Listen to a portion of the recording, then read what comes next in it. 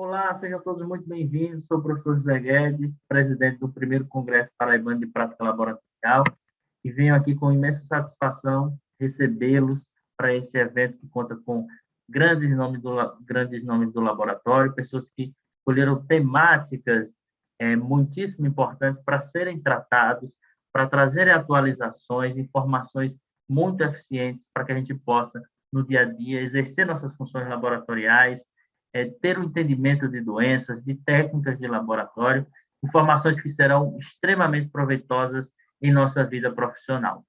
Então, é com muita alegria que eu venho aqui fazer a abertura desse evento que se propõe a trazer essa inovação para o laboratório como um todo e principalmente para os nossos colegas que atuam aqui na Paraíba, mas também aos outros convidados de outros estados que estão aqui conosco.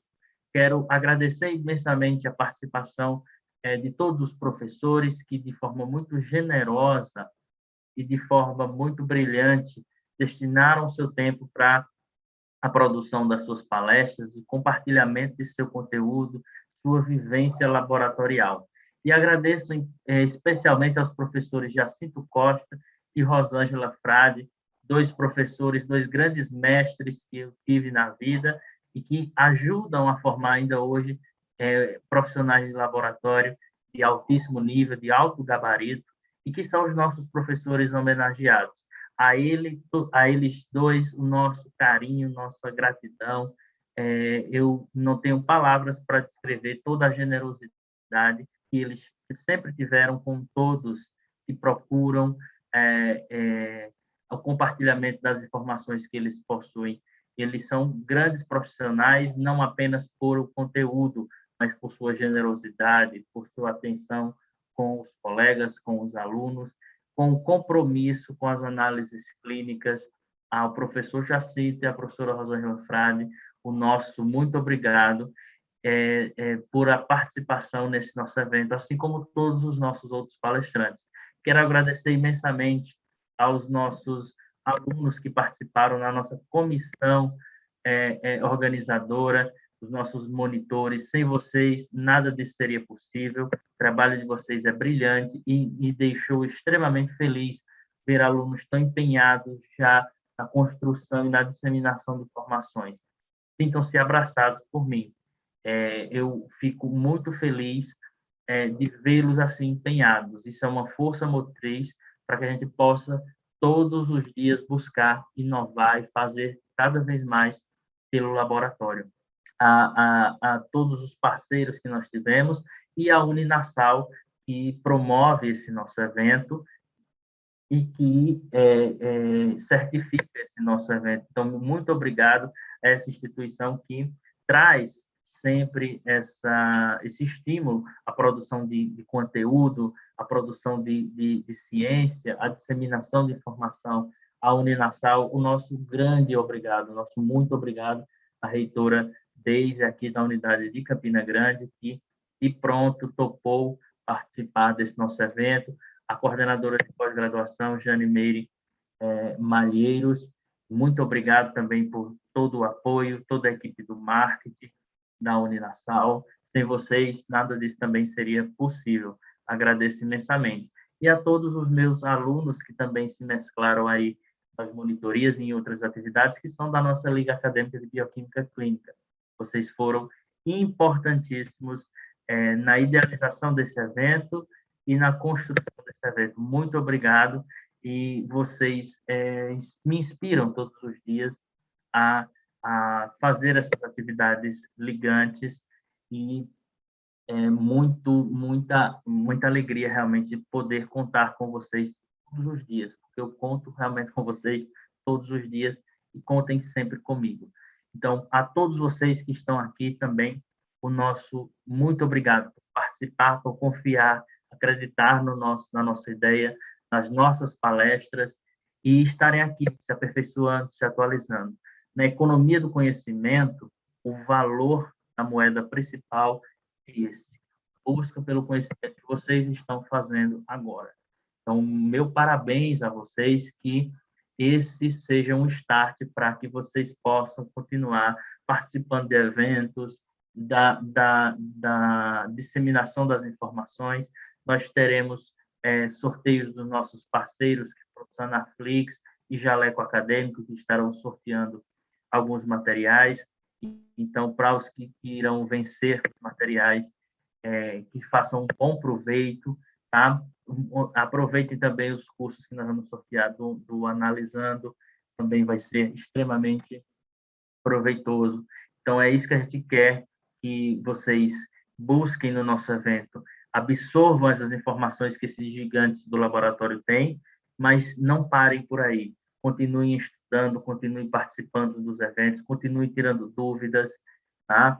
Porque vocês são o futuro do laboratório clínico.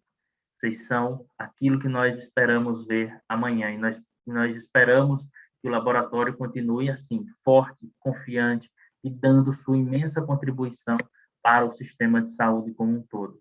Sem o laboratório, muitas coisas não funcionam, as coisas ficam às cegas no sistema de saúde. Então, nós somos peça fundamental e precisamos estar bem formados, bem atualizados. E é isso que vocês terão aqui no nosso Congresso Paraibano de Prática Laboratorial. Então, meu muito obrigado a todos, sejam muito bem-vindos e vamos às nossas palestras. Boa noite a todos. Eu gostaria de agradecer o convite em estar participando desse primeiro Congresso Paraibano de Prática Laboratorial. Meu nome é Rosângela Frade, eu sou professora do Departamento de Bioquímica da UFPE. Sou professora, minha carga horária maior como docente realmente é voltada para a bioquímica clínica, para o curso de biomedicina. E hoje vai ser um prazer estar aqui falando com vocês, né, sobre a interpretação da gasometria. Só que antes da gente entrar na interpretação do exame em si, é impossível, na verdade, a gente falar sobre um teste de gasometria sem a gente comentar sobre o equilíbrio ácido-base e equilíbrio eletrolítico, que tem tudo a ver com a gasometria, tá? Então, a gente vai vendo aos poucos essa correlação, até que a gente chega, finalmente, à interpretação do teste. Então, inicialmente, é importante que a gente lembre do tampão bicarbonato, que é o principal tampão, né, principalmente no meio extracelular, um tampão altamente eficiente e que faz com que a gente possa estar controlando o excesso de prótons, né, ou a diminuição de prótons no organismo. Então, existem várias reações onde a gente tem o aumento da produção de H+, ou seja, a produção de ácidos, né? Nós sabemos que os ácidos em meio aquoso liberam H+, então quando a gente tem aumento do ácido pirúvico, ele é transformado em piruvato, liberando H+, né? O ácido lático, ele libera em meio aquoso H+, e é chamado de lactato. Então, de uma forma geral, no metabolismo, eu posso ter aumento da produção de ácidos numa acidose láctica, que pode ser provocada pelo exercício intenso, por exemplo, né? Hipóxia também. A gente pode também comentar sobre o aumento da produção de corpos cetônicos, que são produzidos tanto no jejum prolongado quanto no diabetes não tratada. Então, quando a gente tem aumento na produção desses ácidos, a gente vai ter aumento do H+ no sangue, e esse aumento do H+ vai fazer com que a acidose aconteça. Só que esse H+, ele vai ser atraído pelo bicarbonato, que tem uma carga negativa, né? Esse bicarbonato agora, ele é chamado de ácido carbônico, quando ele é protonado, e o ácido carbônico, ele se dissocia em água e CO2. Esse CO2, se ele for trocado por oxigênio, ótimo, porque aí a reação ela não precisa acontecer no sentido oposto, que na verdade não daria em nada, né? Porque a gente estaria acumulando, nós estaríamos acumulando aqui H+, e não resolveria o problema da acidose. Mas se essa reação ela se processa daqui para cá, e nesse sentido eu troco CO2 por oxigênio, então eu vou estar resolvendo o problema de uma acidose. Como também numa alcalose, eu posso fazer com que ocorra a diminuição da frequência respiratória, uma hipoventilação, concentra o CO2, e aí a reação se processa nesse sentido, e aí eu consigo equilibrar o pH. Então, uma alteração respiratória pode provocar acúmulo de CO2, né? Mas eu também posso ter acúmulo de CO2 que pode ser provocado, por exemplo, quando a gente, normalmente no metabolismo, né? Quando a gente aumenta a produção de corpos cetônicos, porque o acetoacetato ele pode sofrer descarboxilação, né? Ou seja, perder moléculas de CO2. O piruvato ele é descarboxilado ao acetil-CoA para alimentar o ciclo de Krebs. Então, tem várias reações de descarboxilação que acontecem no organismo. Os próprios ciclos de Krebs, quando ele dá uma volta, ele libera 2 moléculas de CO2. Então, esse CO2 aqui, em água, ele vai gerar ácido carbônico e vai liberar o H+, e o bicarbonato. Então, a gente vê que para que possa equilibrar o pH, olhando para essa reação aqui, que é uma reação muito importante nesse equilíbrio, a gente conta com a participação muito importante de 2 sistemas importantes. Então, aqui a bicicleta está representando o equilíbrio ácido-base, e para a gente estar controlando o pH sanguíneo, a gente precisa levar em consideração 2 principais componentes. Que componentes são esses? Essas rodinhas aqui, que estão dando equilíbrio, né, à criança, que corresponde aqui à função renal. Por que corresponde à função renal para a manutenção do equilíbrio ácido-base? Porque, por exemplo, os rins, diante de uma acidose, pode fazer com que aumente a excreção do H+, ou ele é excretado livremente, ou na forma do íon amônio, ou então eles trabalham também para aumentar a capacidade de reabsorção do bicarbonato, e aí isso vai equilibrar o pH para dentro dos valores de referência. Ou então, se considerarmos uma alcalose, o que é que vai acontecer? Os rins vão diminuir a capacidade de reabsorção do bicarbonato, vai aumentar a excreção do bicarbonato na urina e vai diminuir a capacidade de excreção do íon H+. Então, outro controle muito importante que vai acontecer é a nível pulmonar, né? Então, a nível pulmonar, o que é que a gente vai ter? Participação dos pulmões, que vai depender de quê? De uma boa perfusão, ou seja, da quantidade de sangue que chega com dióxido de carbono, CO2, não só da perfusão, mas vai depender também da dilatação dos alvéolos. Então, não adianta ter uma boa perfusão se a dilatação não for eficiente. Então, é preciso que chegue uma quantidade de sangue adequada nos pulmões e também haja uma dilatação eficiente nos alvéolos para que haja uma quantidade de oxigênio suficiente para ser trocada pelo CO2. Então, função pulmonar e renal são fundamentais nesse processo. Mas a história não acaba aí, né? Então, os eritrócitos, eles também vão desempenhar um papel muito importante na manutenção do pH. Não só os eritrócitos, como as demais células, equilibrando o pH interno. Então, como é que os eritrócitos contribuem para a manutenção do equilíbrio ácido-base, ajudando o corpo como um todo, né, o pH sanguíneo? Então, o CO2, na reação que a gente já viu do tampão bicarbonato, né, em meio aquoso, ele vai gerar ácido carbônico, que se dissocia em bicarbonato e íons H+. Então, o acúmulo de CO2 leva ao acúmulo de H+. Então, o CO2 no sangue, ele entra nos eritrócitos, ele pode entrar nos eritrócitos, como também essa reação que a gente está vendo aqui dentro da célula vai estar acontecendo aqui fora. A diferença é que essa reação, quando ela acontece aqui fora, ela não é catalisada por enzima, e aqui dentro do eritrócito, ela é catalisada pela anidrase carbônica, fazendo com que essa reação aconteça muito rapidamente. Se aqui fora fosse catalisada por enzima, talvez não desse tempo da gente conseguir incorporar esse CO2 aqui nos eritrócitos. Então, quando a gente tem um aumento do CO2, esse CO2 vai entrar aqui nos eritrócitos e vai levar a um acúmulo de íon H+.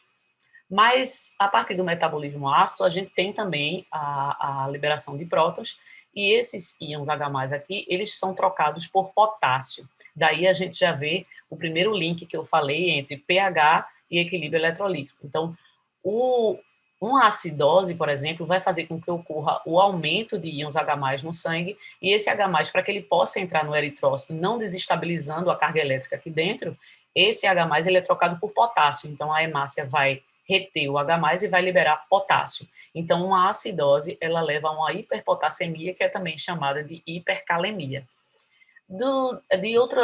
Da forma contrária, numa alcalose, vai acontecer uma diminuição dos íons H+, a hemácia vai doar prótons para o sangue, para o plasma, e vai trocar por potássio. Então, uma alcalose vai levar a uma hipopotassemia, também chamada de hipocalemia. Então, a gente já vê aqui que tanto o H+ pode surgir aqui dentro dos eritrócitos a partir do tampão bicarbonato, da reação do tampão bicarbonato, como também sendo trocado por potássio.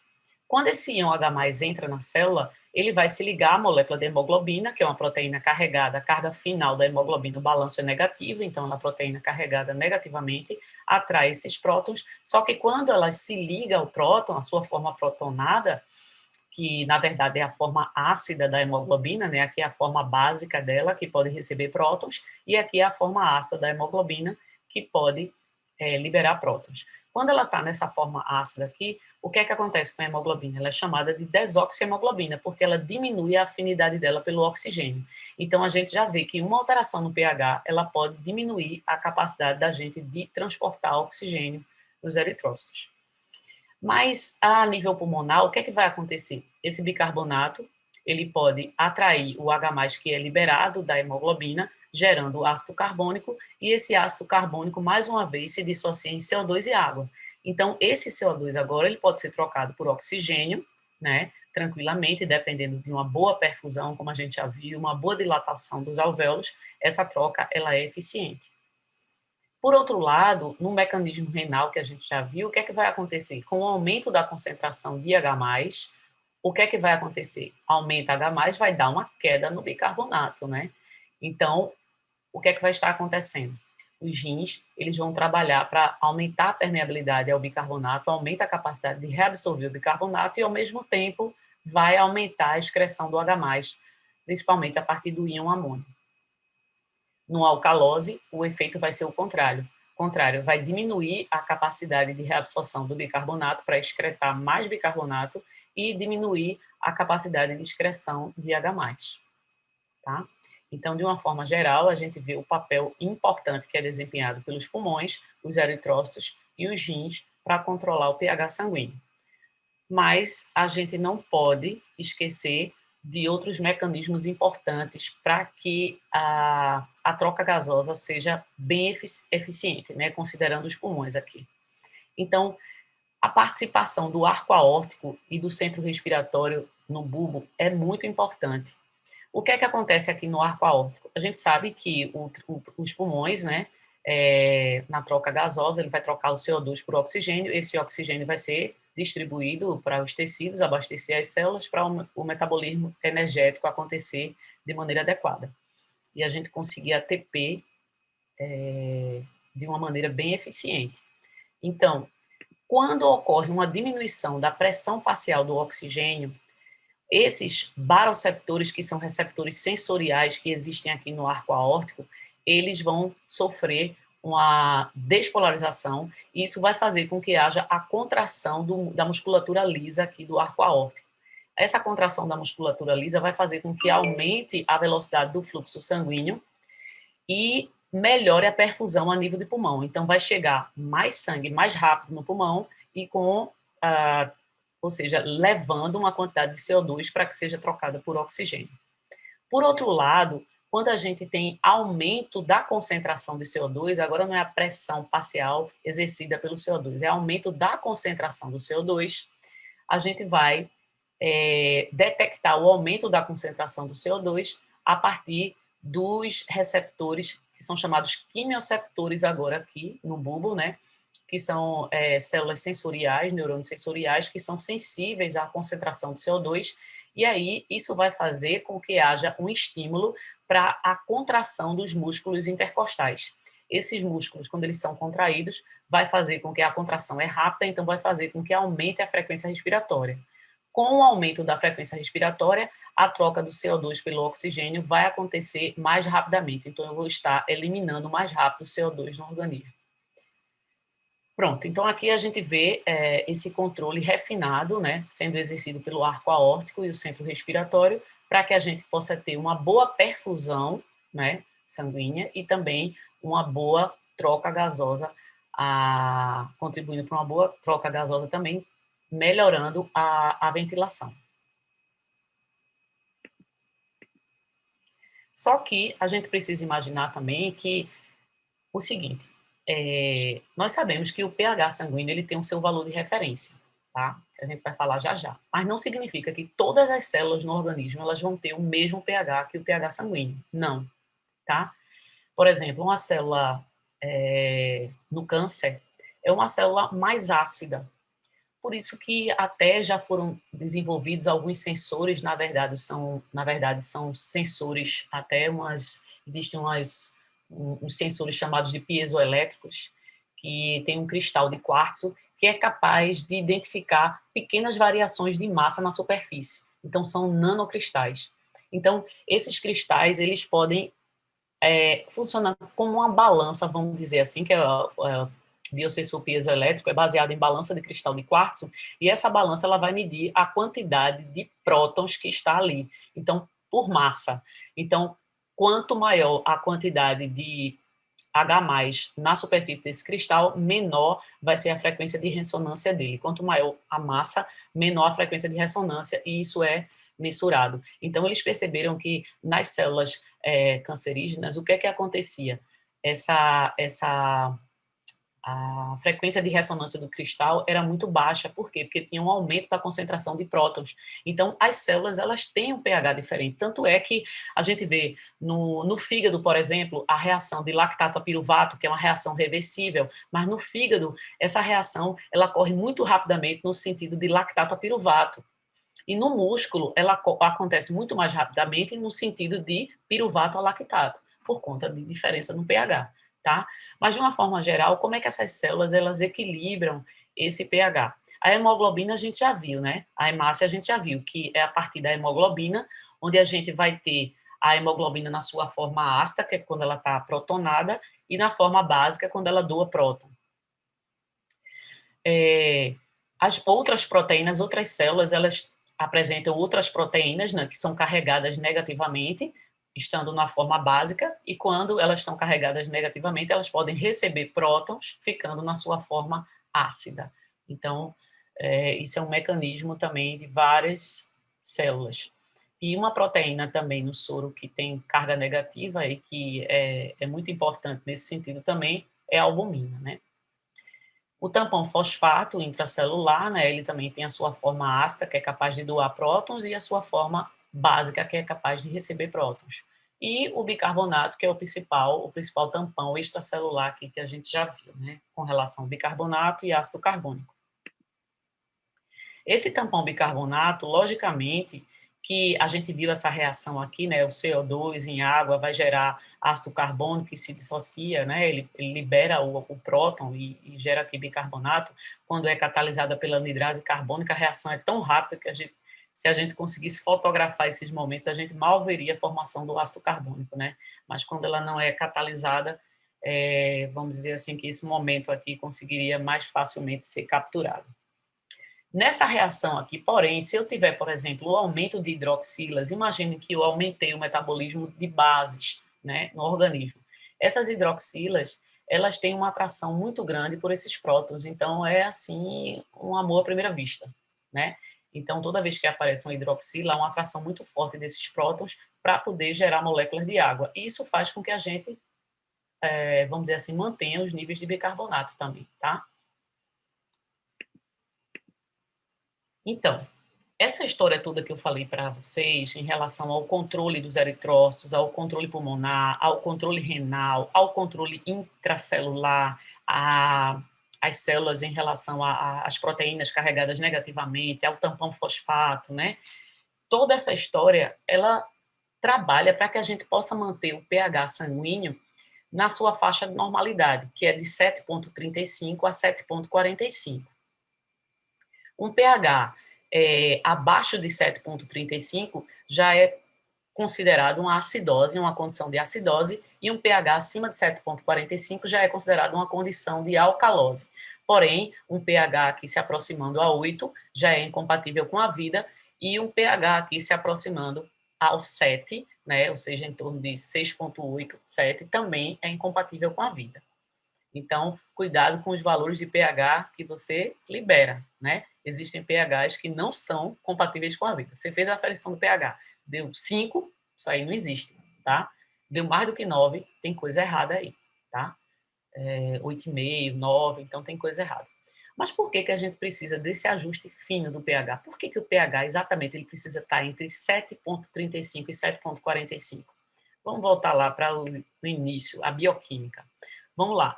Vocês viram, já estudaram, que as proteínas elas têm uma estrutura primária, que é dada pela ligação peptídica, em que um grupamento amina vai se ligar com um ácido carboxílico de outro e vai liberar uma molécula de água, fazendo com que ocorra ali resíduos de aminoácidos na estrutura da proteína. Depois vai para a estrutura secundária, onde a gente pode relembrar, né, a estrutura em hélice da proteína, a estrutura secundária, em que um aminoácido ele vai sempre se ligar com um quarto à frente dele, depois o outro se liga com um quarto à frente dele, e assim por diante, fazendo com que essas hélices elas tenham um diâmetro perfeito. Agora, se chegar o primeiro aminoácido e vai reagir com um quarto à frente dele agora, e eles não são compatíveis, por exemplo, são carregados da mesma maneira, são dois aminoácidos positivos, isso vai gerar uma repulsão. Então, essa hélice perfeita que ela se rompe, gerando uma alça na proteína, que já estava ali codificada no DNA, que era para essa alça acontecer, que é para que essa proteína, no final, tivesse estruturas, alças, assim, secundárias perfeitinhas, alças que atrapalhassem um pouco, mas que, na verdade, contribuem para a estrutura tridimensional da proteína, e é assim que ela vai ter função. Então, veja o que é que pode acontecer com aquela história que eu falei, do primeiro aminoácido estar interagindo com o quarto à frente, vou usar esse exemplo, depois o outro com o quarto à frente e assim por diante. Eu falei que nesse ponto aqui, o que é que pode acontecer? Um aminoácido ele ia interagir com o quarto à frente, formando pontos de hidrogênio para continuar a hélice perfeita. Mas o que é que aconteceu aqui? O aminoácido viu que o outro tinha carga igual a ele. Então, houve uma repulsão. Imagina isso aqui diante de uma alcalose. O que é que vai acontecer? Imagina que eu tenho um aminoácido mais carregado do que o outro aqui. Eu tenho menos carga positiva e outro com mais cargas positivas. Numa alcalose, o que é que vai acontecer? A proteína ela vai perder próton para o meio. Então, esse primeiro aminoácido, que é menos carregado positivamente, ele vai ficar logo com carga neutra. Ou se ele perder mais, ele vai ficar com carga negativa. Então, não vai haver mais uma repulsão do primeiro aminoácido com o quarto. Então, eles agora vão ser atraídos. Então, essa hélice, ela continuaria aqui. Então, isso faz com que altere a estrutura tridimensional da proteína e comprometa a sua função, gerando uma desnaturação proteica. Então, a gente pode imaginar isso comprometendo a função de enzimas, a função de receptores celulares, transportadores, moléculas transportadoras, anticorpos, né? E daí por aí vai. Então, se você perguntar, Rosângela, o que é mais comprometido? É um anticorpo tal, é uma enzima tal? Isso vai depender do que é que está no código genético de cada um e vai depender também de como essas moléculas são expressas. Por exemplo, vamos supor que eu tenha uma proteína hepática minha que ela tem uma mutaçãozinha e eu tenho uma atividade dela mais fraquinha. Então, pode ser que diante de uma perturbação no pH, ela seja uma das primeiras que vão sofrer isso. Se for uma proteína que trabalha com detoxificação, então eu já tenho problemas na detoxificação hepática e eu posso ter um comprometimento hepático diante de uma alteração do pH. Ou outras proteínas que são comprometidas por uma alteração também genética, que pode fazer com que altere um outro tipo de via metabólica diferente, comprometa a função renal, mas uma pessoa tem uma sensibilidade mais alta para desenvolver uma insuficiência renal, a outra uma hepática, enfim. Então, isso vai depender do que cada um guarda aí no seu DNA e na forma como essas moléculas, né, são expressas, vamos dizer assim. Antes de eu entrar no segundo exemplo, por que o pH é muito importante para ser mantido, a gente precisa relembrar uma coisa importante. Lembra que eu falei lá na hemácia que toda vez que ocorre um acúmulo de prótons aqui, o que é que as células fazem? As células elas retêm o H+, e trocam por potássio. E se estiver diante de uma situação de alcalose, o que é que vai acontecer? A célula doa próton e pega potássio do meio. Então, o que é que vai acontecer numa acidose? Numa acidose, eu vou ter uma hipercalemia, o aumento do potássio, porque a célula vai atrair o H+, e vai eliminar potássio. Então, toda vez que ocorre uma acidose, quando o pH ele cai em torno de 0,1, o que é que vai acontecer? Isso vai gerar uma alteração no potássio equivalente a 0,6 miliequivalentes por litro. E numa alcalose, cada vez que o pH aumenta em torno de 0,1, o que é que vai acontecer? Vai gerar uma queda no potássio, em torno de 0,1 miliequivalente por litro. Então, essa história é muito importante para a gente chegar no segundo exemplo, que é uma coisa muito importante que acontece quando o pH ele não é mantido adequadamente na sua faixa de referência, 7,35 a 7,45. Então, que exemplo é esse?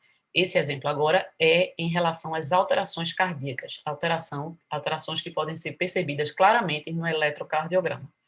Então, vejam só, aqui é a representação, né, de uns canais, não todos, logicamente, mas que atuam na despolarização e repolarização do músculo cardíaco. O músculo cardíaco, ele é despolarizado pela entrada de cálcio, né? A gente sabe que são as células excitáveis, são as células musculares, as células, os neurônios e as células endócrinas. Essas células, elas têm um potencial de repouso negativo e quando elas se tornam positivas, elas desencadeiam um potencial de ação, elas se excitam e aí elas vão desencadear uma resposta. Se for o músculo, qual é a resposta? Contração. Se for o neurônio, a resposta é a liberação do neurotransmissor na fenda sináptica. E se for uma célula endócrina, é a liberação de um hormônio. Então, aqui no músculo cardíaco, a despolarização, ou seja, a mudança na polaridade da célula é dada pela entrada do sódio, mas o overshoot, que é o ponto máximo da despolarização, é dado pela entrada de cálcio também. Então, tanto o sódio como o cálcio, eles contribuem para a entrada desses cátions, contribuem para a despolarização da célula muscular cardíaca. E a repolarização, que é o retorno da célula ao seu potencial de repouso, que é negativo, se dá pela saída do potássio. Então, se nós estamos diante de uma acidose, o que é que vai acontecer? Eu vou ter bem muito próton aqui fora. Cada vez que próton entra, potássio sai, não é? Porque acontece essa troca. Então, isso vai fazer com que, diante de uma acidose, a repolarização ela seja muito rápida. E diante de uma alcalose, essa repolarização é lenta, porque quanto menos prótons aqui, né, o que é que vai acontecer? Menos prótons entram e menos potássio sai. Então, como vai ter uma alteração na capacidade de repolarização da célula cardíaca, então veja o que é que a gente pode ver aqui no exemplo de uma acidose. Uma acidose que vai levar à elevação do potássio, como a gente já viu, né? A acidose leva à hiperpotassemia. Aí você pode dizer, Rosângela, e o potássio elevado pode levar a uma alteração no pH? Aí, da mesma forma, a célula troca potássio por H+, e isso pode provocar alterações, sim, no pH. Então, numa condição normal, o potássio sérico está de 3,5 a 5,5, certo? Então, o eletrocardiograma ele está aqui no formato normal dele, que corresponde aos pontos principais, que é o P, Q, R, S e T, tá? Então, tem um intervalo, o segmento ST, P, Q, R, S, T, esse segmento ST aqui, que quando ele está supradesnivelado, ele indica que, por exemplo, um infarto ele é mais grave, quando ele tem supradesnivelamento do segmento ST. Mas, enfim, aqui a gente está vendo uma situação normal. Quando o potássio está acima de 5,5 e está até 6,5, o que é que a gente vê? Esse segmento ST, essa onda T aqui, ela se apresenta apiculada.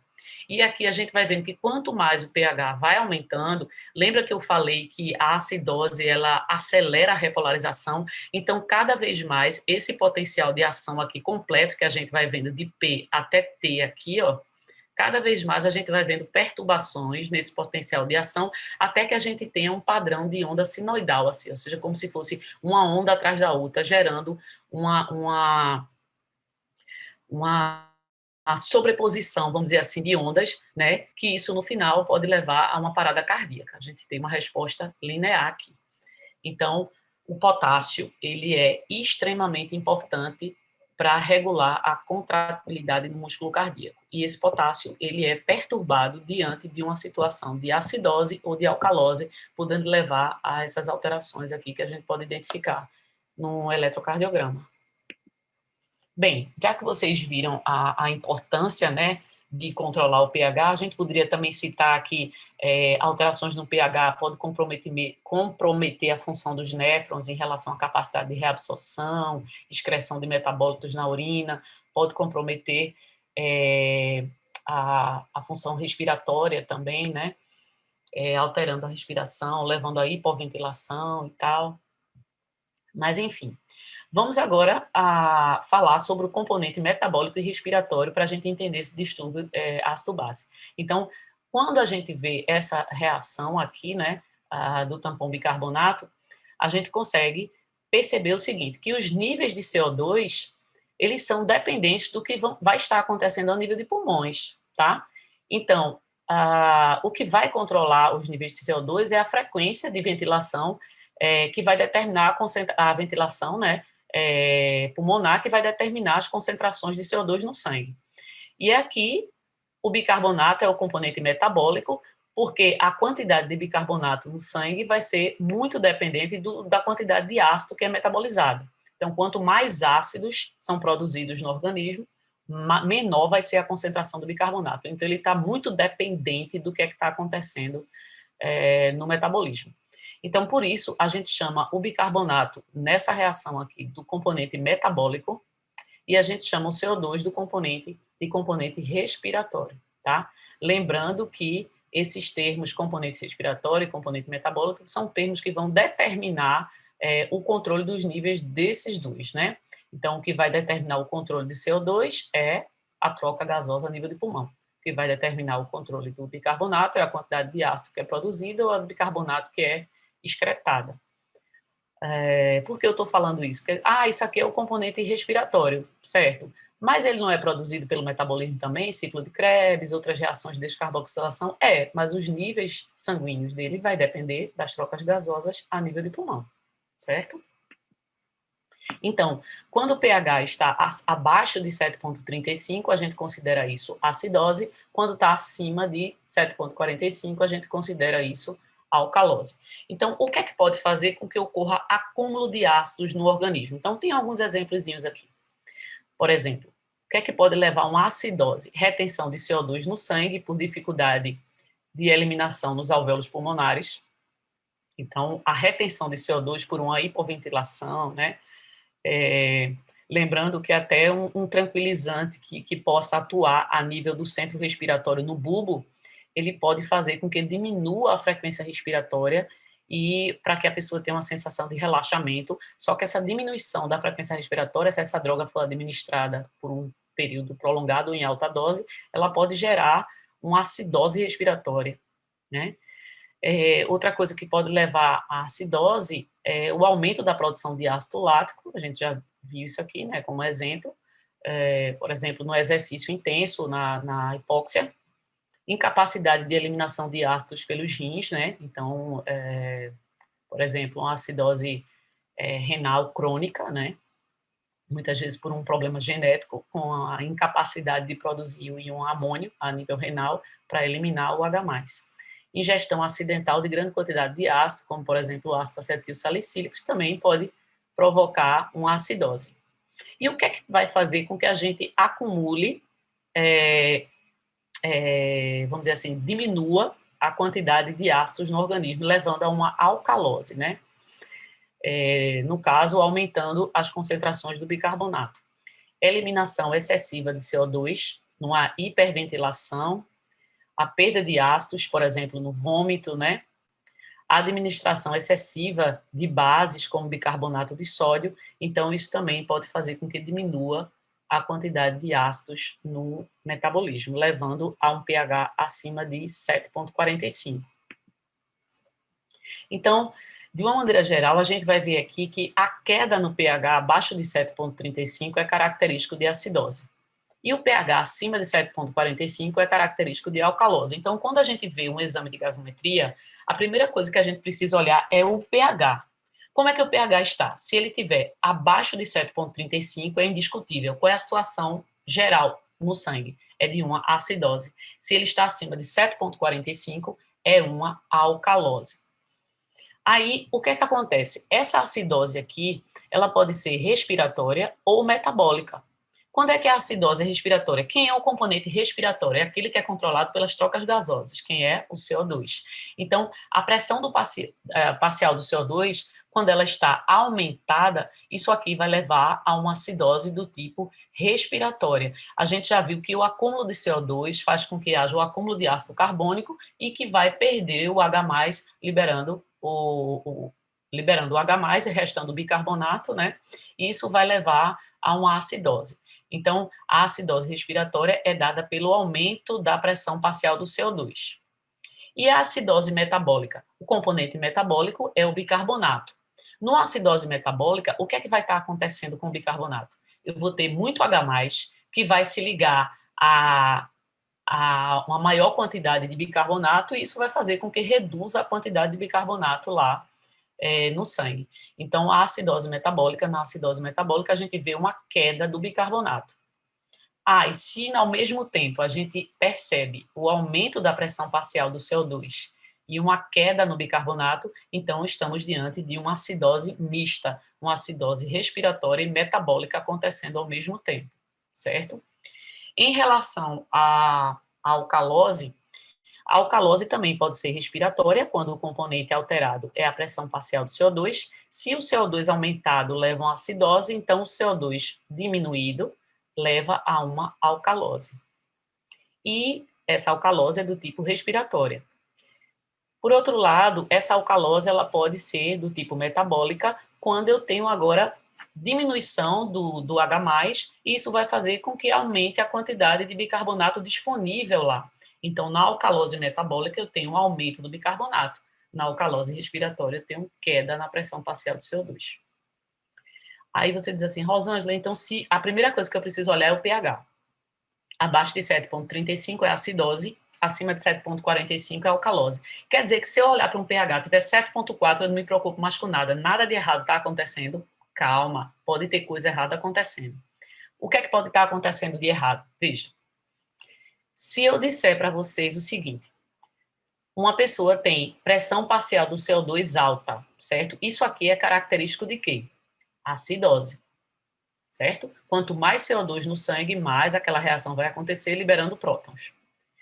Eu tenho aumento da pressão parcial do CO2, mas o meu componente metabólico também está alto. Bicarbonato está alto, e bicarbonato alto indica alcalose. Então, eu tenho uma coisa que indica acidose e tenho uma coisa que indica alcalose, certo? O que é que vai dizer se é uma alcalose ou é uma acidose? É o pH. Se o pH tiver abaixo de 7,35, é uma acidose. Então, o que é que justifica a acidose? É isso ou isso aqui embaixo? O que é que justifica a acidose? É o aumento da pressão parcial do CO2 ou é o aumento do bicarbonato? É o aumento da pressão parcial do CO2. Então, eu estou diante de quê? De uma acidose respiratória com tentativa de compensação metabólica. Por que eu digo tentativa? Por que não está compensada? Porque o pH está abaixo de 7,35. Agora, imagina que eu vejo agora um pH 7,4. Aí você diz, nada demais está acontecendo. Calma, vamos interpretar os parâmetros. Vamos ver essa mesma situação. Imagina um pH 7,4, que é normal, e a gente encontra aumento da pressão parcial do CO2, que indica acidose, e encontra aumento do bicarbonato, da concentração do bicarbonato, que indica alcalose. Aí você pensa, peraí, o que é que está acontecendo? Significa que tem coisa acontecendo aqui para equilibrar o pH, para ele estar em torno de 7,4. Mas aí agora fica difícil com o pH 7, que está na normalidade, a gente saber quem veio primeiro. Será que foi uma acidose respiratória compensada pelo componente metabólico? Ou foi uma alcalose metabólica que foi compensada pelo componente respiratório? Como é que eu vou saber disso? Só pelo pH e por esses componentes aqui, com o pH dentro do valor de referência, eu não vou conseguir saber. Sabe como é que a gente vai conseguir saber? Pelo histórico do paciente. Agora, se o histórico for o seguinte, o paciente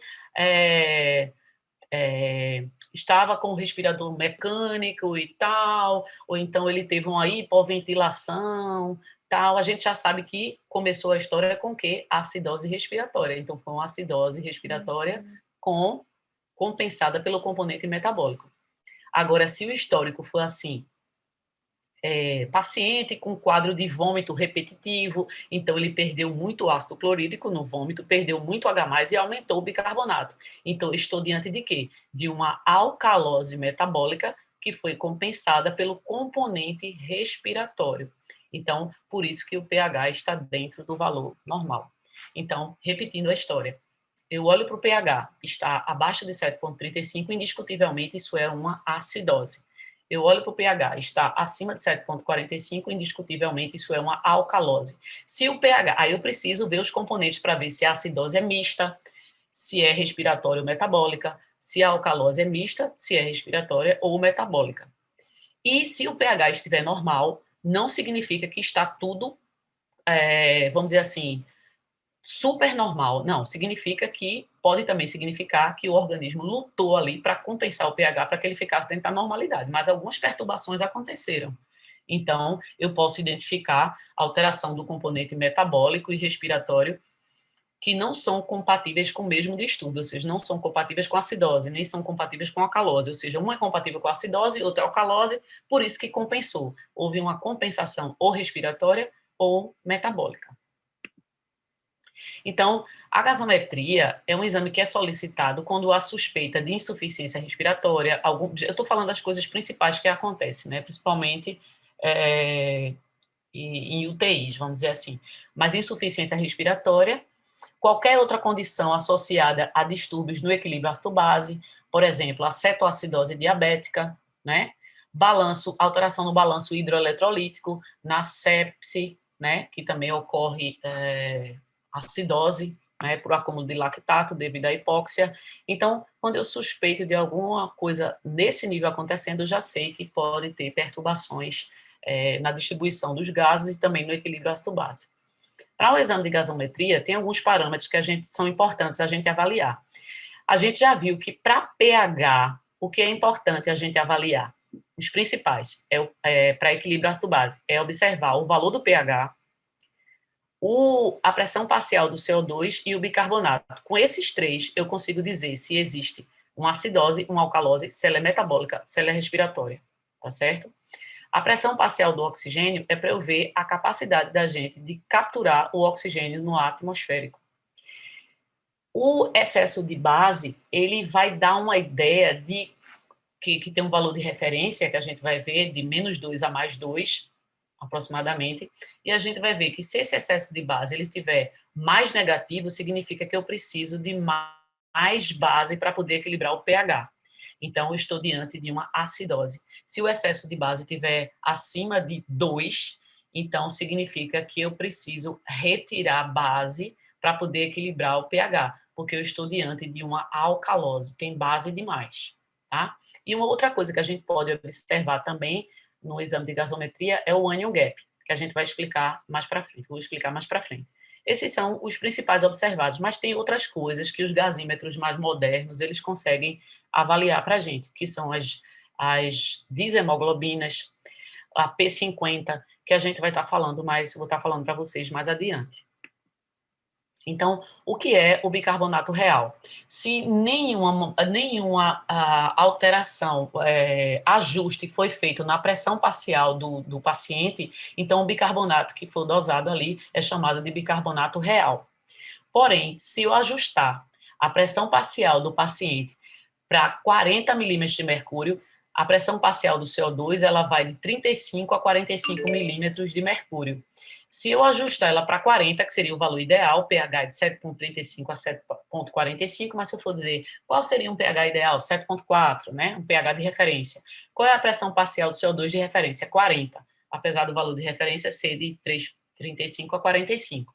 Então, quando eu ajusto a pressão parcial do CO2 para 40, e aí eu faço a determinação do bicarbonato, esse é o meu bicarbonato padrão, tá?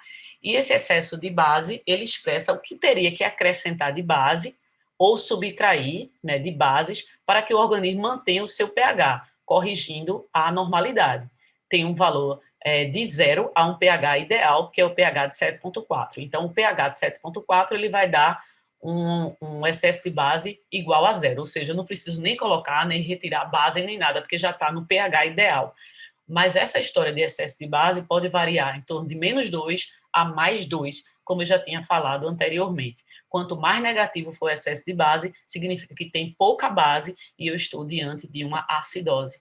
Quanto mais positivo for esse base excess, eu vou ter uma situação de alcalose. Tem muita base, eu preciso retirar a base para poder voltar para o pH dentro da normalidade.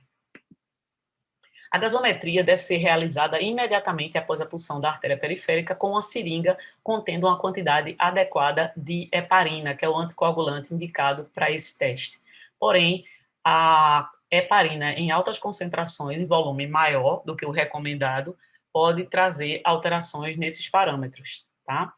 Então, uma coisa interessante também é que ou se usa uma seringa já heparinizada, ou pode-se heparinizar a seringa, né, de 1 ml, puxa a heparina, solta todo o conteúdo, e é ali o que fica nas paredes da seringa é suficiente para poder evitar a formação de coágulos ali naquela amostra. A gasometria pode ser feita tanto em sangue arterial como em sangue venoso, mas a que é mais utilizada na rotina é o sangue arterial, né? Principalmente na artéria radial, que está localizada no antebraço. Para se fazer a coleta, é importante que se faça o teste de Allen. No que consiste o teste de Allen? Vai pressionar as duas artérias do paciente, que é a artéria ulnar e a artéria radial, pede o paciente fechar e abrir a mão, e quando ele abre a mão, a palma da mão vai estar esbranquiçada, e aí, depois desse tempinho segurando aqui, fazendo a pressão, né, nas duas artérias, o que é que vai acontecer? É liberada a artéria ulnar e vai ver que a mão ela vai voltar a ficar avermelhada. Posso fazer o teste do outro lado também, pressionando só a ulnar e liberando a artéria radial, e a mão fica também avermelhada. Quando esse teste é feito, significa que eu posso retirar sangue, por exemplo, da artéria radial, porque não vai ter comprometimento na circulação aqui das mãos. Então, é um teste muito importante a ser feito. Alguns cuidados a gente precisa ter com a amostra para fazer o exame de gasometria. Por exemplo, evitar a formação de bolhas de ar. Por quê? Porque com as bolhas ali, é como se a hemácia pensasse que está agora nos pulmões, né? Então, o que é que vai acontecer? Vai levar a alteração nos níveis de CO2 na amostra. Uma coisa que precisa ser feita é refrigerar a amostra, né? Se o teste não for feito imediatamente, isso de 15, o ideal seria no máximo 15 minutos, né? Mas ainda tem esse intervalo aqui de 15 a 30 minutos. Coloca a amostra na geladeira, quando não for possível realizar, e para que o metabolismo celular ele fique mais lento. Porque se eu não fizer isso, se eu não deixar se eu deixar na temperatura ambiente, o que é que vai acontecer? As hemácias vão estar ali e vão continuar a consumir, por exemplo, glicose. Como a hemácia não realiza ciclo de Krebs, a glicose vai ser degradada, né, pela via glicolítica até piruvato. Esse piruvato, o fim do piruvato na hemácia é se transformar em lactato, então isso vai gerar um aumento do lactato no sangue, gerar aumento da lactato desidrogenase, porque a amostra ficou muito tempo ali na temperatura ambiente e o metabolismo da hemácia não parou. Então, isso vai levar também a uma acidose, já que o ácido lático formado vai estar liberando prótons e lactato. É importante informar a temperatura do paciente, né? Porque a temperatura, ela altera a afinidade da hemoglobina pelo oxigênio, a gente vai ver mais à frente que isso é muito importante no transporte do oxigênio, é a afinidade da hemoglobina pelo oxigênio. E a temperatura aumentada, ela diminui a afinidade da hemoglobina pelo oxigênio. E a temperatura baixa, ela aumenta a afinidade da hemoglobina pelo oxigênio. No exame de gasometria, a gente consegue avaliar a afinidade da hemoglobina pelo oxigênio, a gente vai ver mais à frente. Uma outra coisa importante é informar a fração inspirada de oxigênio, que no ar atmosférico, se o paciente estiver sem respirador, vai corresponder a 21%, né? Mas se ele tiver com respirador, pode ter sido ajustado para 40%, 30%, então isso precisa ser informado. Mudanças na condição do paciente quando tem mudança, né, na posição do paciente, deve aguardar em torno de 30 minutos. A gente sabe que a gente pode estar sentado, se levanta e senta de novo, isso pode alterar a frequência respiratória da gente, né? Então, isso também pode confundir a avaliação desses gases. E também em relação ao controle do pH.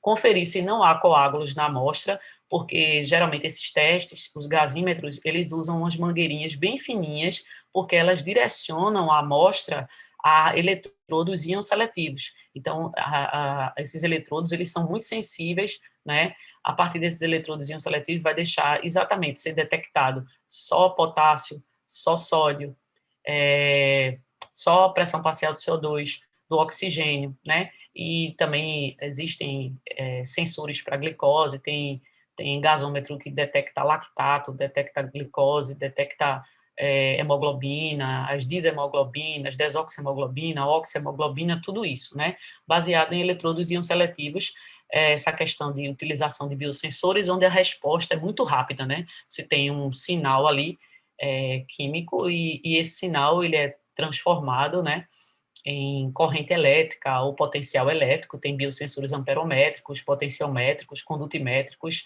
Então, dependendo do sistema de detecção que vai acontecer nesses sensores, essa detecção é muito rápida, porque quando ocorre a detecção desses íons, por exemplo, ou dos gases, já vai gerar uma alteração na corrente elétrica ou no potencial elétrico, que isso aí já vai ser transformado, vamos dizer assim, na concentração daquele determinado componente que está sendo detectado. Então, é uma determinação muito rápida que acontece utilizando um gasímetro. Evitar coleta por catéter, porque aí pode estar misturando sangue venoso com sangue arterial, isso não é legal, né? Claro que existe diferença, o exame de gasometria, ele não é para ser unicamente feito com sangue arterial, ele também pode ser feito com sangue venoso, certo? Mas, como eu falei, o mais utilizado é o sangue arterial. Existem umas diferenças entre sangue arterial e sangue venoso. Então, todos já sabemos, né, que o pH varia muito pouco em relação ao sangue arterial em relação ao sangue venoso, né, com a variação de 0,05 unidades menor do que o pH normal no sangue arterial, de 7,35 a 7,45. A pressão parcial do CO2 vai de 35 a 45 milímetros de mercúrio, o valor de referência no sangue arterial, e no sangue venoso existe uma pressão parcial mais alta de CO2, né? E essa elevação corresponde a 6 milímetros de mercúrio em relação ao que é encontrado no sangue arterial. E a pressão parcial do oxigênio vai de 80 a 100 milímetros de mercúrio no sangue arterial, e no sangue venoso isso vai corresponder a aproximadamente 50%. Uma coisa interessante que a gente pode observar quando a gente faz a coleta é a coloração do sangue, né? Já que a gente sabe que o sangue venoso ele é mais escuro, o sangue arterial é mais claro. Então, muitas vezes o sangue vem bem escuro e tem lá na seringa escrito sangue arterial, mas algum erro aconteceu, porque só pela visualização da coloração a gente já sabe que aquilo ali não é sangue arterial. Então, no exame de gasometria, em relação ao pH, a gente já consegue entender que um pH acima de 7,45 corresponde à alcalose, um pH abaixo de 7,35 corresponde a uma acidose, né? Para que eu possa avaliar o componente respiratório, eu tenho que levar em consideração também os seus valores de referência, que é de 35 a 45 milímetros de mercúrio. Fica até fácil da gente memorizar, porque é parecido com o que vem depois da vírgula aqui do pH, né? pH é de 7,45 a 7,35, a pressão parcial do CO2 vai de 35 a 45. Então, quando essa pressão parcial ela está acima de 45, é característico de acidose, de que tipo? Respiratória, já que ele é o componente respiratório, e quando essa pressão parcial ela está abaixo de 35, isso corresponde a uma alcalose respiratória. Em relação ao componente metabólico, que é avaliado pelo bicarbonato real, que é aquele que eu falei, que é o bicarbonato detectado para qualquer pressão parcial de CO2 do paciente, sem ajustes, tá? O bicarbonato vai de 22 a 28, hoje em dia está até mais restrito isso aqui, né? Em alguns sisteminhas colocam de 22 a 27 milimol por litro. Então, quando ele está, vou usar esse parâmetro aqui mesmo, quando está acima de 28, é considerado uma alcalose metabólica, já que é o componente metabólico, depende da quantidade de ácidos metabolizados no organismo. Quanto mais H+, menos bicarbonato vai estar disponível, né? Porque o bicarbonato vai estar se ligando, o próton vai estar se ligando ao bicarbonato. E quando o bicarbonato está abaixo de 22 milimol por litro, isso aqui é característico de acidose metabólica. O que é que pode provocar uma acidose metabólica ou respiratória, né, uma alcalose metabólica ou respiratória? Então, vamos lá, vamos falar aqui de alguns exemplos que pode acontecer, levar a uma acidose metabólica.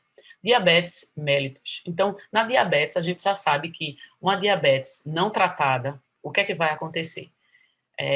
A glicose, ela não é utilizada pelas células, essa glicose vai estar alta no sangue, mas baixa dentro das células. Quando a glicose está baixa dentro das células hepáticas, o fígado vai pegar produtos de degradação na via catabólica de lipídios, aminoácidos, e vai transformar isso em acetil-CoA. E vai pegar essas moléculas de acetil-CoA e transformar em corpos cetônicos. Esses corpos cetônicos, quando eles estão diante de músculo ou de tecido nervoso, esses corpos cetônicos, eles são transformados, mais uma vez, em acetil-CoA, e esse acetil-CoA alimenta o ciclo de Krebs. Então, só que é uma forma interessante da gente obter energia a partir desses corpos cetônicos. Cada corpo cetônico, ele permite 2 voltas no ciclo de Krebs, né, porque quando ele é degradado, ele vai gerar 2 moléculas de acetil-CoA, cada uma alimentando uma volta no ciclo de Krebs. É muito interessante esse mecanismo que a gente tem, mas ele é um mecanismo um pouco perigoso também, um tanto perigoso, já que se essa diabetes não for tratada, vai estar aumentando muito a produção dos corpos cetônicos, que são ácidos, e vai levar a uma acidose metabólica. Aumento da produção de prótons, né, da liberação de prótons, vai sequestrar, né, o bicarbonato, diminuindo a quantidade de bicarbonato no sangue, levando a uma acidose metabólica, né, como resposta à acidose metabólica. Eu já falei que no exercício ou também numa situação de hipóxia, a gente tem aumento do lactato. E como ele é o ácido lático, né, em meio aquoso, ele libera prótons, e aí fica lá, lactato e H+. Uma outra situação que pode levar a uma acidose metabólica é uma insuficiência renal. Lembram que é importante o papel dos rins para que haja uma eliminação adequada de prótons, né, e uma reabsorção de bicarbonato. Se acontece um problema no controle disso, de reabsorver bicarbonato e excretar H+, então a gente tem também uma acidose metabólica, acúmulo de H+ no sangue, e esse H+ se ligando ao bicarbonato, diminuindo os níveis de bicarbonato. Diarreia grave leva à perda de bicarbonato, né? A gente sabe que o bicarbonato, ele é liberado no intestino. Esse bicarbonato, ele vai, diante de uma diarreia, ele vai ser eliminado, e isso vai fazer com que haja uma perda significativa de bicarbonato, levando o aumento dos níveis de prótons lá, no caso, liberados pelo metabolismo dos ácidos, na formação de ácidos.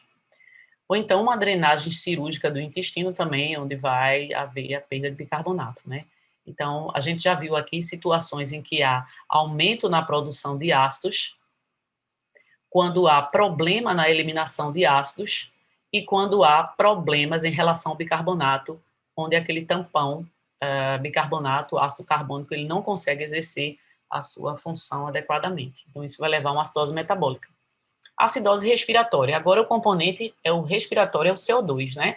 Então, a gente já viu que para que haja a eliminação do CO2, a troca gasosa seja eficiente, é importante que a gente tenha uma boa dilatação dos alvéolos e uma boa perfusão sanguínea. Ou seja, é importante que chegue uma quantidade satisfatória de CO2 nos pulmões e também haja dilatação dos alvéolos para que entre uma quantidade importante de oxigênio e essa troca seja eficiente.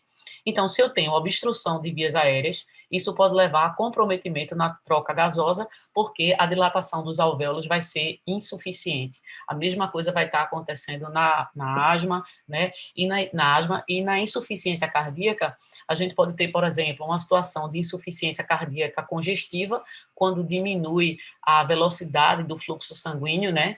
Por conta de uma fraqueza no músculo cardíaco, esse bombardeamento de sangue ele é mais lento, então isso gera um problema agora na perfusão. Então vai chegar menos CO2 para ser trocado por oxigênio. Vai acumular CO2 e isso vai levar a uma acidose respiratória também. Depressão do centro respiratório, por exemplo, tranquilizantes, né, podem fazer com que ocorra a diminuição da frequência respiratória, e aí isso vai fazer com que acumule CO2, levando também essa acidose respiratória. Fraqueza nos músculos respiratórios, né? Por exemplo, a esclerose múltipla é uma doença autoimune em que o indivíduo ele produz anticorpos contra a bainha de mielina, destrói a bainha de mielina e o impulso nervoso ele é lento. Então, quando há estímulo, quando aumenta a concentração de CO2, não é para o centro respiratório no bulbo aumentar a concentração desses músculos intercostais para levar a hiperventilação para trocar mais rápido CO2 por oxigênio, né? E isso fazer com que a gente possa estar se livrando do excesso de CO2 que leva a uma acidose, mas na situação de esclerose múltipla pode haver um estímulo para que esses músculos se contraiam, só que esse estímulo ele é muito lento por conta da desmielinização que acontece devido ao problema autoimune. Deformidades torácicas também podem comprometer a dilatação, né, das costelas e esse movimento respiratório lá, fazendo com que tenha acúmulo do CO2, e aí levando à acidose respiratória também. Em relação à alcalose metabólica, a gente já viu que o problema é o quê? Aumento do bicarbonato, ou porque aumentou muito o bicarbonato, porque ele não consegue ser excretado, ou porque foi ingerida uma quantidade muito alta de bicarbonato, por exemplo, né? Ou então porque diminuiu a produção de ácidos e sobrou o bicarbonato. Então, quando é que pode acontecer essa alcalose que leva ao acúmulo do bicarbonato? Então, no vômito, quando ocorre uma perda excessiva de H+, sucção nasogástrica pelo mesmo motivo, a hipocalemia, que é o potássio baixo. No potássio baixo, o que é que a célula vai fazer? A célula vai doar potássio, na hipocalemia, a célula doa potássio e retém H+. E isso vai levar a uma alcalose, porque ela está retirando o H+, no caso, do meio extracelular. A administração endovenosa de bicarbonato também, logicamente, né, que eu já tinha falado no início, vai levar a uma alcalose metabólica. E a alcalose respiratória pode ser quando a gente vai ter diminuição da pressão parcial do CO2, né, que é o componente respiratório. Na hiperventilação pode acontecer isso, né? E também na anemia. A anemia, a gente pode ter situações, fases em que a gente pode encontrar acidose e também alcalose. Mas a pessoa com anemia, geralmente, por exemplo, vai subir uma escada. Então, aquela deficiência, vamos dizer assim, né? Nos níveis de oxigênio, para transportar o oxigênio e tudo mais, isso vai fazer com que haja um estímulo para que aumente a frequência respiratória, para que você possa trocar mais CO2 por oxigênio. E aí é um mecanismo parecido aqui, né? A hiperventilação aqui provocada por qualquer fator, e aqui na anemia, que é comum acontecer essa hiperventilação na tentativa de trocar mais CO2 por oxigênio. Então, aqui a gente viu um dos principais, vamos dizer assim, uma das principais causas que podem levar a alterações no pH. Lembrando que esses distúrbios, eles podem ser compensados, como eu falei naquele exemplo lá, né, da gente ter um pH normal e perceber que aquela acidose ou alcalose, ela foi compensada, né, ou então que há uma tentativa de compensação. Na acidose metabólica, quem é o componente metabólico? É o bicarbonato. Se é acidose, o bicarbonato vai estar baixo. Então, ocorre a alteração primária, é redução do bicarbonato. O que é que eu vou fazer agora para compensar? Se o mecanismo do problema inicial, ele foi o problema metabólico, então a alteração compensatória ela vai ser respiratória. Então, se é uma acidose, o que é que vai acontecer? Vai haver um estímulo para que haja aumento da frequência respiratória, né? E haja a troca do CO2 pelo oxigênio mais rapidamente. Quando a compensação ela é respiratória, ela acontece muito rápido, em alguns minutos, poucas horas. Na alcalose metabólica, a gente vai ter agora o aumento do bicarbonato, porque o bicarbonato está lá sobrando, porque tem poucos ácidos, né, sendo metabolizados.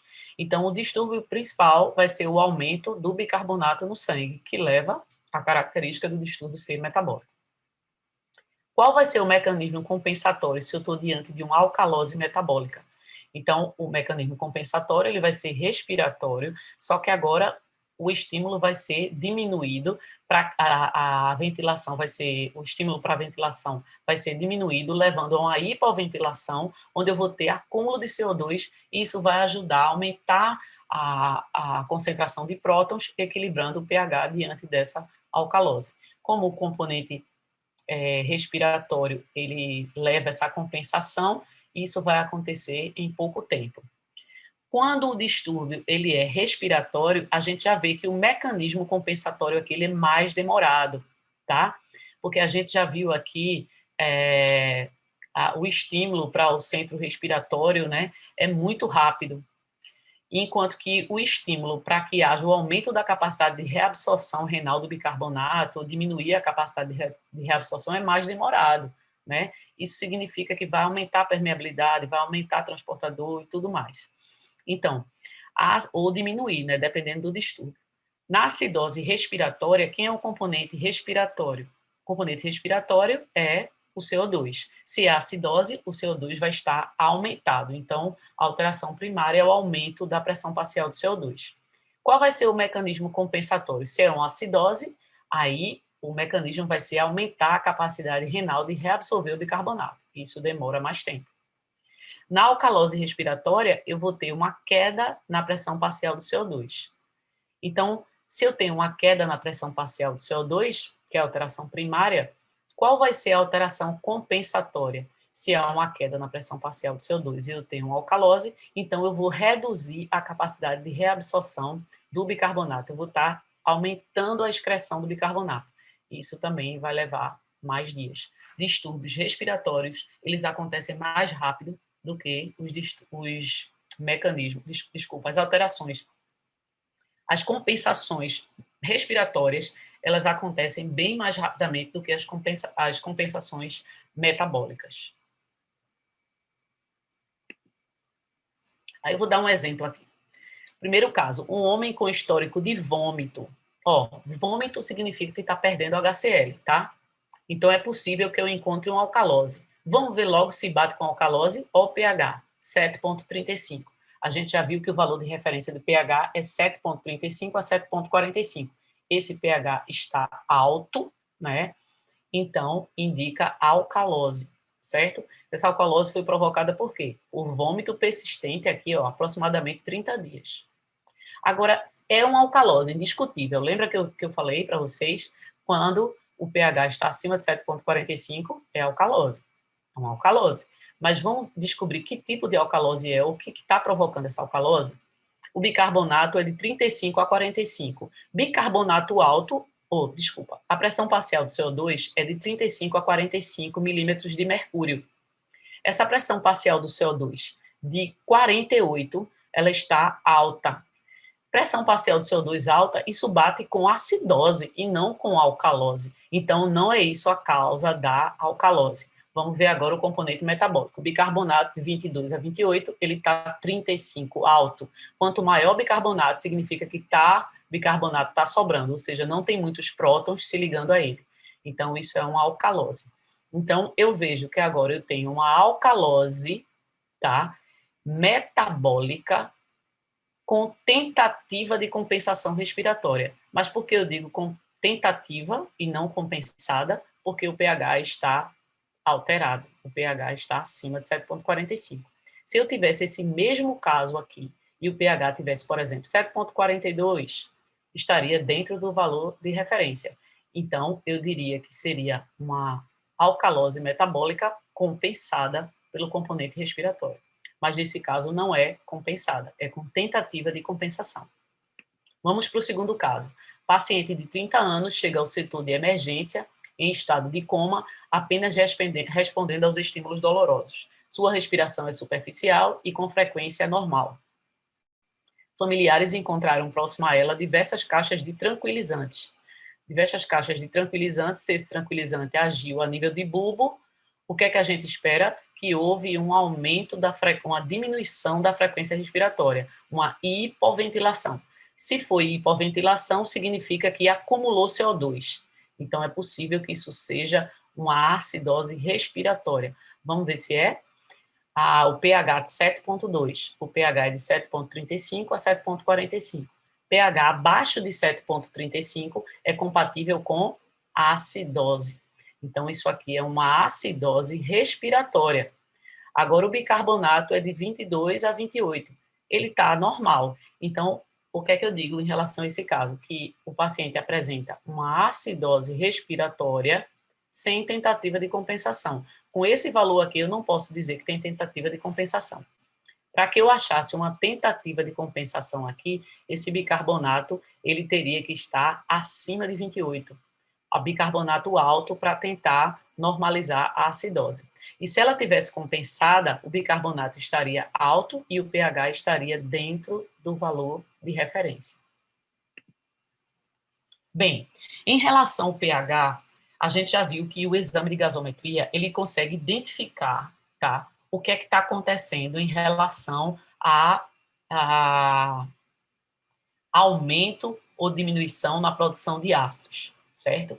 Ou algum problema em relação a distúrbio, pode apontar algum problema em relação a distúrbio respiratório, metabólico e tal. Mas o exame de gasometria, além de dar valor de pH, valor da pressão parcial do CO2, bicarbonato, aquela história toda que a gente viu, também dá uma ideia da distribuição de gases no tecido, a distribuição de oxigênio nos tecidos, ou seja, dá uma ideia da oxigenação tecidual. Para que a gente possa falar agora em termos de oxigenação tecidual, da gasometria, é importante a gente levar em consideração 3 fatores importantes para a distribuição do oxigênio no corpo. Primeiro é a capacidade da gente capturar o oxigênio do ar atmosférico.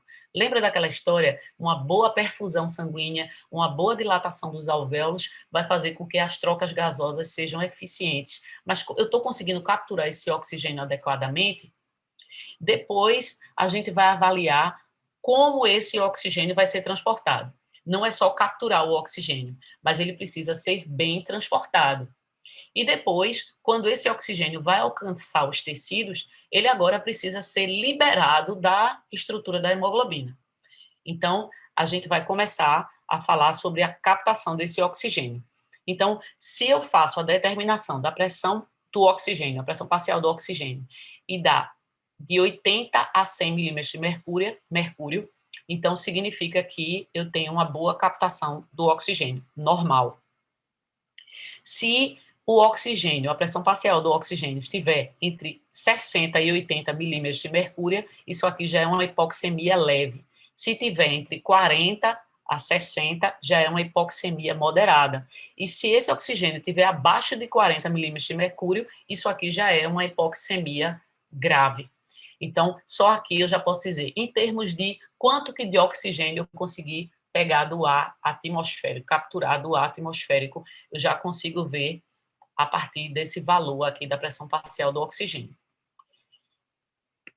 A segunda coisa que é interessante, não adianta eu ter uma boa capacidade de capturar o oxigênio se eu não consigo transportar. Mas o transporte do oxigênio, ele depende da quantidade de hemácias, depende da quantidade de hemoglobina, depende da quantidade de ferro, depende da qualidade das hemoglobinas, depende da qualidade das hemácias. Então, não é só quantidade, tá? Por exemplo, 97% do oxigênio ele é transportado pela hemoglobina. A hemoglobina, quando ela está ligada ao oxigênio, ela é chamada de oxihemoglobina. Quando ela está protonada com o H+, lembra da história da participação dos eritrócitos ali para manter o pH, trocando potássio por H+. Então, ali, naquele caso, quando ela está protonada, é a desoxihemoglobina. Então, 97% do oxigênio ele é transportado pela hemoglobina e 3% é dissolvido no plasma. O valor de referência da hemoglobina está aqui aproximado. Vamos supor que eu aqui, né, o valor para mulheres, eu estou aqui com a hemoglobina de 13. Então, significa que minha hemoglobina é de 13 gramas por decilitro. Significa que eu tenho um excelente transporte do oxigênio. Não posso afirmar isso só com o valor da hemoglobina, tá? Não posso, porque não é só a quantidade de hemoglobinas, mas é a qualidade das hemoglobinas também. Então, o que são disehemoglobinas? As disehemoglobinas são hemoglobinas que não podem transportar o oxigênio. Um exemplo, você está no incêndio, você fica exposto a monóxido de carbono. Então, o monóxido de carbono ele vai se ligar à hemoglobina, que agora eu chamo de carboxiemoglobina. Essa carboxiemoglobina é uma hemoglobina que ela não consegue se ligar com o oxigênio. Tá? Então, mesmo que eu tenha um número de hemoglobina, a concentração de hemoglobina dentro dos valores de referência, mas quando eu estou naquele incêndio lá, ou então respirando o que é liberado, né, na queima do combustível também, então, quando eu estou respirando isso, eu estou com concentração de hemoglobina dentro do valor de referência, mas parte das minhas hemoglobinas, elas não têm condições de transportar o oxigênio, porque elas estão inaptas. No caso aqui, o exemplo que eu dei, a carboxihemoglobina. Um outro exemplo, uma acidose. Muito próton, a hemácia vai receber próton e trocar por potássio. E esse próton vai se ligar à hemoglobina, transformando agora ela em desoxihemoglobina, a hemoglobina que tem diminuição da afinidade da hemoglobina pelo oxigênio. Então, uma acidose pode fazer com que, mesmo que eu tenha hemoglobina dentro do valor de referência, eu tenha a diminuição da capacidade da hemoglobina transportar o oxigênio. Então, o número não fala a minha capacidade, só o número não vai falar a minha capacidade de transportar o oxigênio. Agora, é claro que se eu tiver uma queda no valor da hemoglobina, já espero que tenha comprometimento na capacidade desse transporte. Tem outras deshemoglobinas também, como metahemoglobinas, né? Exposição a grupo metil, sulfahemoglobinas, que também tem diminuição na capacidade a diminuição na afinidade pelo oxigênio. Nós estamos no transporte do oxigênio pela hemoglobina. Uma coisa interessante, um dado importante no exame de gasometria é a saturação do oxigênio. O que é a saturação do oxigênio? Eu vou ver o percentual de oxihemoglobina em relação à hemoglobina total. O que é hemoglobina total? A hemoglobina total, como a hemácia está trabalhando para a manutenção do equilíbrio ácido-base, então, normalmente, eu vou ter oxihemoglobina e oxihemoglobina e desoxihemoglobina, que é a hemoglobina ligada a prótons, certo? Então, se eu pego a oxihemoglobina, que é a hemoglobina ligada ao oxigênio, eu divido a oxihemoglobina pela hemoglobina total, que basicamente vai ser oxi e desoxi hemoglobina, multiplico isso por 100, eu vou ter quanto de hemoglobina está saturada com o oxigênio, certo? O valor de referência é de 95% a 99%. O que é que significa? É que o permitido para a concentração de desoxihemoglobina, que é a hemoglobina protonada, é de 1 a 5%, certo? Aproximadamente. Então, quanto mais hemoglobinas que tenham a diminuição da afinidade pelo oxigênio aparecerem, vamos supor, diante de um incêndio, então exposição a grupo metil, tal, isso pode fazer com que eu tenha a diminuição da minha saturação do oxigênio, mesmo tendo o mesmo número de hemoglobina, viu, pessoal? Mesmo tendo a mesma concentração de hemoglobina. Olha esse próximo slide aqui. Quando há deshemoglobinas, diminui a saturação de oxigênio. Veja só, da hemoglobina, né? O oxigênio da hemoglobina. A saturação do oxigênio da hemoglobina, a gente já viu que é oxihemoglobina dividido pela hemoglobina total, que pelo menos vai ter oxi e desoxi. Mas se tiver exposição a essas deshemoglobinas aqui, então cada vez eu vou tendo menos hemoglobina ligada ao oxigênio e ligada a outras coisas que tornam ela não capaz de se ligar ao oxigênio. Isso vai fazer com que a saturação do oxigênio da hemoglobina caia. Então, nós falamos que para observação da oxigenação tecidual, né, a gente precisa de uma boa captação de oxigênio no ar atmosférico, que depende de uma boa perfusão, depende de uma boa dilatação dos alvéolos, depende de como as hemácias vão estar capturando esse oxigênio e esse oxigênio conseguindo se fixar nesses eritrócitos. O transporte do oxigênio é muito importante, tá certo? Não adianta esse oxigênio, de repente, ele se dissolver no plasma, não consegue ser transportado, né? Então, ele não vai conseguir alcançar o alvo, que é chegar nos tecidos. E o próximo passo importante é a liberação do oxigênio da hemoglobina. Então, veja só, a hemoglobina, ela tem uma afinidade pelo oxigênio, certo?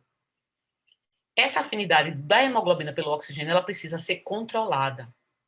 Não é bom que a hemoglobina tenha uma afinidade muito alta pelo oxigênio, porque se isso acontecer, quando a hemácia chegar no tecido-alvo, o oxigênio não vai se soltar da hemoglobina e ele não vai conseguir o objetivo, que é estimular o processo de respiração celular e tal, né? A fosforilação oxidativa. Por outro lado, se a afinidade da hemoglobina pelo oxigênio ela for muito baixa, o que é que acontece? Ela não vai conseguir transportar o oxigênio até o tecido, né? E esse oxigênio ele vai rapidamente se desprender da hemoglobina e vai ser dissolvido no plasma. Não vai conseguir a função. Então, como é que a gente avalia no exame de gasometria a afinidade da hemoglobina pelo oxigênio? A partir de um componente chamado de P50. O que é esse P50? A P50 é a pressão parcial do oxigênio quando a saturação do oxigênio na hemoglobina corresponde a 50%.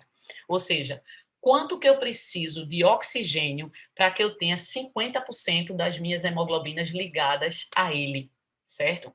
Então, eu posso observar isso, o valor de referência vai de 20 a 28 milímetros de mercúrio, tá? Eu posso observar essa afinidade da hemoglobina pelo oxigênio a partir da curva de dissociação do oxigênio da hemoglobina. Essa curva de dissociação do oxigênio da hemoglobina, ela é montada da seguinte forma, o gráfico, né?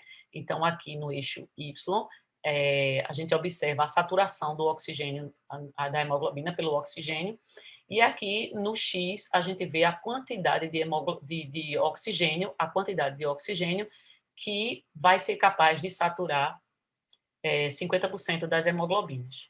Então, essa curva no centro aqui corresponde a uma curva normal, tá?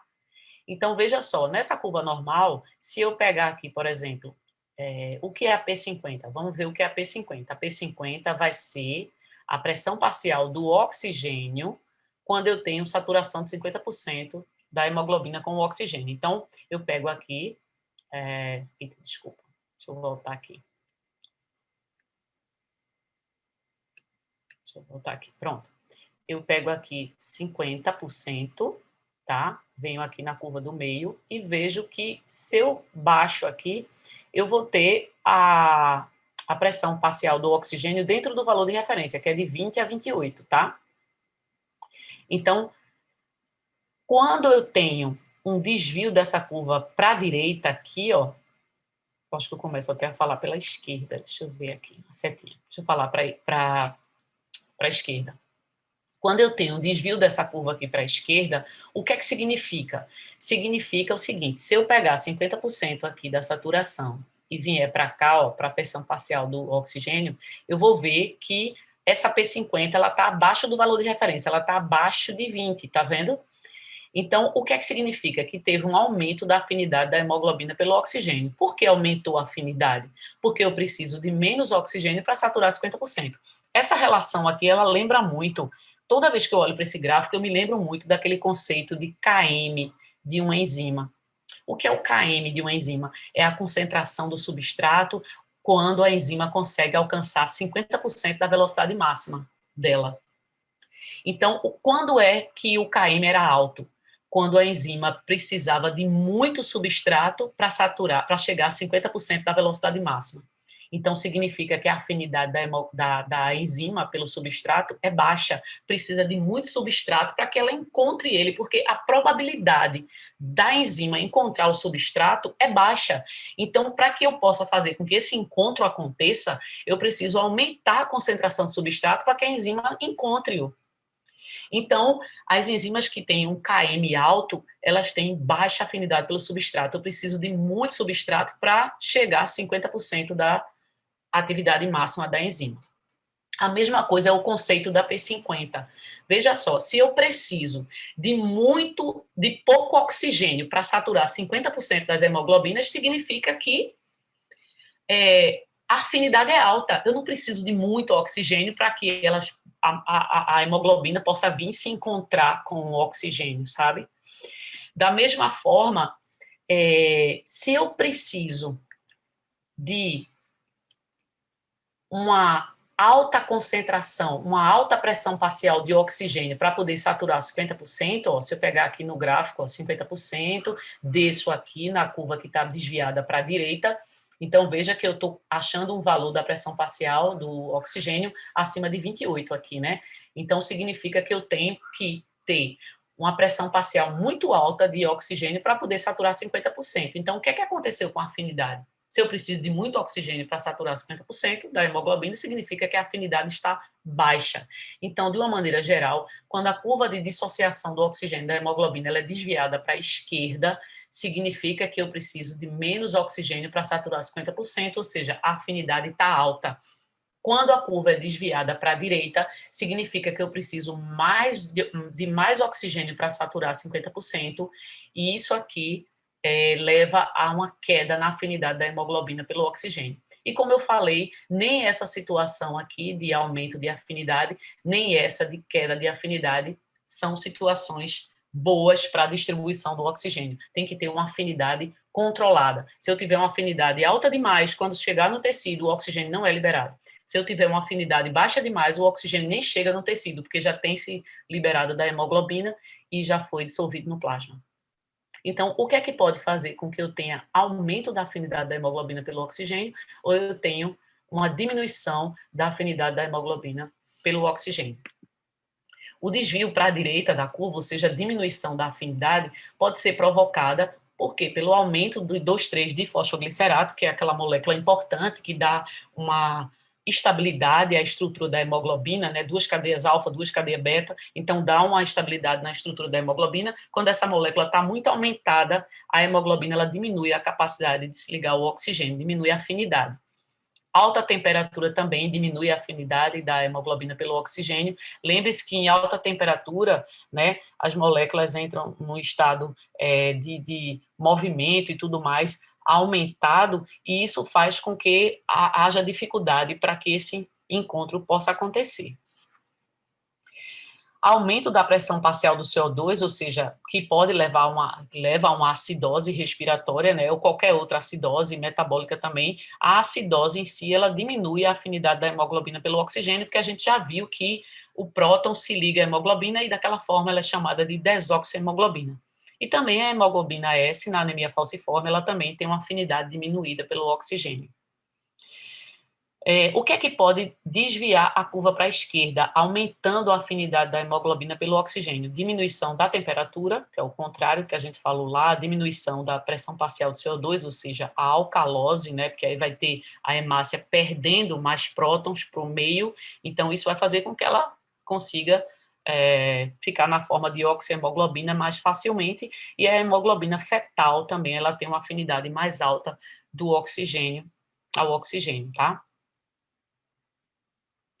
Um outro dado importante no exame de gasometria que a gente precisa entender é a logística que acontece em relação às cargas positivas e cargas negativas no organismo. Então, sempre o corpo da gente vai trabalhar para que haja uma equivalência entre os cátions e os ânions, certo?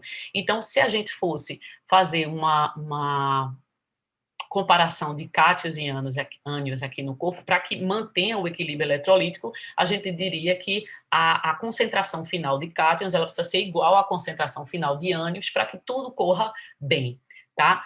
Só que é o seguinte,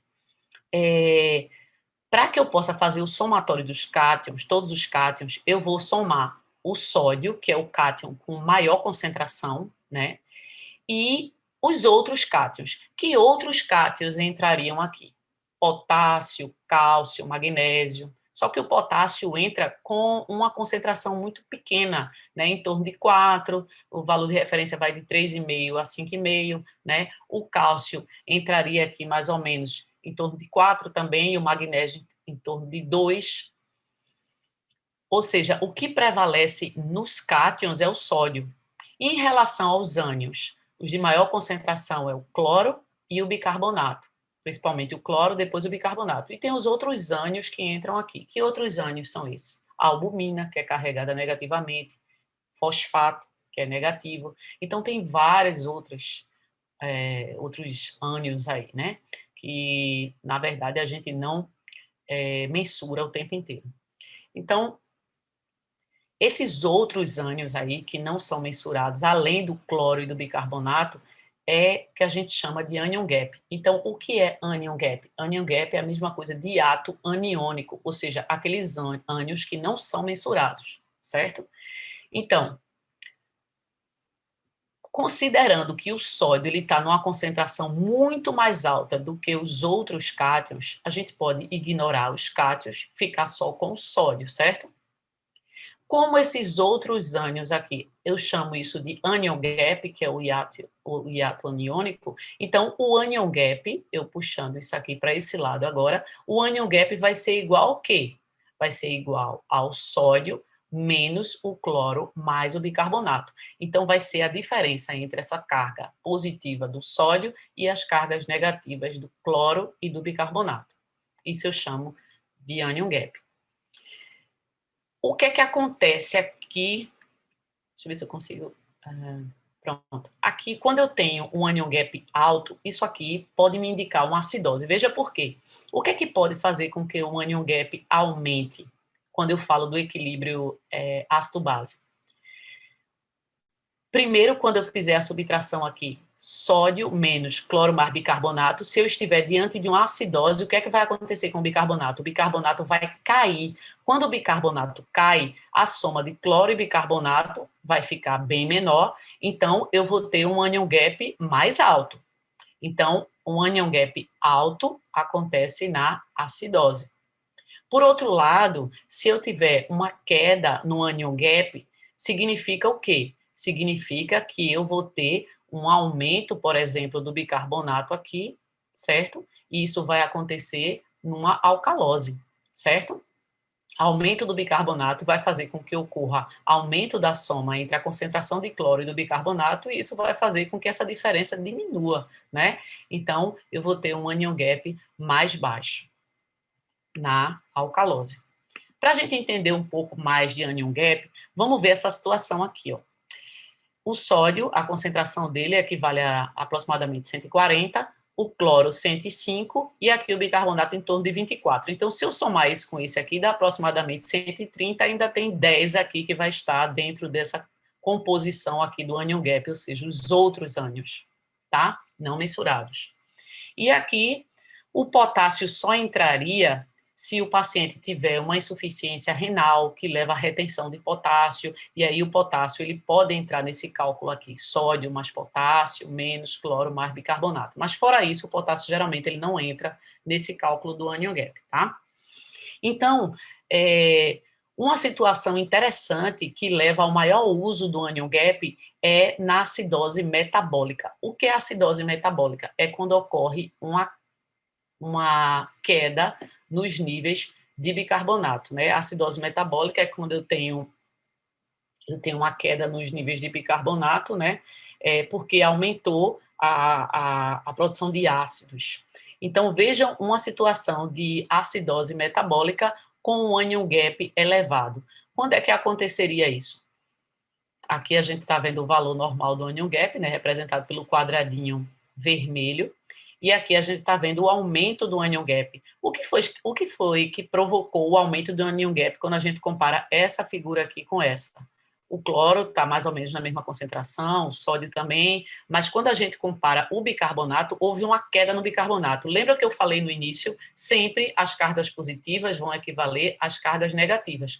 Quando ocorre uma queda no bicarbonato, o que é que vai acontecer? A gente vai aumentar a produção daqueles ânions não mensurados, que a gente não mede aqui, né? Mas que fazem parte do hiato aniônico, do anion gap. Então, eu vou ter uma acidose metabólica que levou a uma queda no bicarbonato, e essa queda no bicarbonato, ela fez com que ocorresse o aumento desses outros ânions aqui não mensurados. Porém, eu posso ter uma acidose metabólica também que não houve um aumento do anion gap. Quando é que isso pode acontecer? Olha o que é que houve aqui, ó. Isso pode acontecer quando o indivíduo ele tem uma alteração. Veja que o bicarbonato aqui está baixo também, ó, comparando com o valor normal, né? Olha que aqui nessa situação é uma acidose metabólica, tanto aqui como aqui, porque o bicarbonato está mais baixo do que aqui, né? No caso, considerando aqui 24. Então, houve uma queda do bicarbonato, mas não mexeu com o anion gap. Por quê? Essa situação aqui aconteceu, por que aumentou o anion gap? Porque ocorreu um aumento na produção de ácidos e o bicarbonato caiu, certo?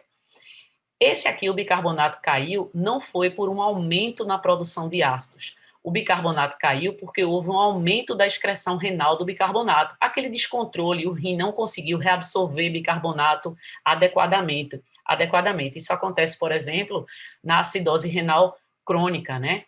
Então, houve a perda de bicarbonato através da urina e levou uma queda do bicarbonato. Aí, lembrando aquela história aqui, que a gente sempre vai controlar cargas positivas com negativas, toda vez que a gente tem uma perda de bicarbonato, lá nos rins a gente vai ter troca de bicarbonato por cloro, para não desequilibrar as cargas também no néfron. Então, o que é que vai acontecer? Aumenta a concentração de cloro aqui, ó, tá? E compensa as cargas negativas, tá? Então, não houve alteração no anion gap nessa situação aqui, porque o problema foi aumento da excreção do bicarbonato. Então, queda no bicarbonato, qual foi o mecanismo que os rins fizeram? Aumentou a quantidade de cloro. Então, carga negativa equilibrada com a queda do bicarbonato. Não mexeu com o anion gap. Aqui o problema não foi renal, aqui foi aumento da produção de ácidos, levando queda no bicarbonato. Então, eu tenho aumento do anion gap. Não tem a compensação do cloro, como acontece aqui quando o problema é renal.